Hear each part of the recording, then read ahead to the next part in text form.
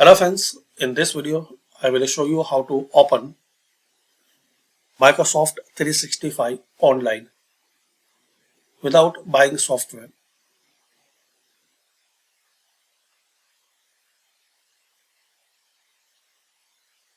So there is easy and simple way. Just open any browser and search office.com.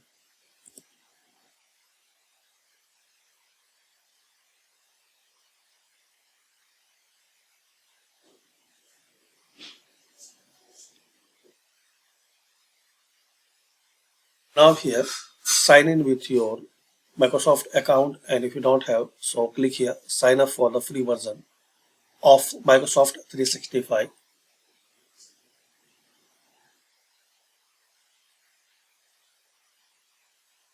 You can create your Microsoft account with phone number or email address. If you don't have email address, so just click here get a new email address.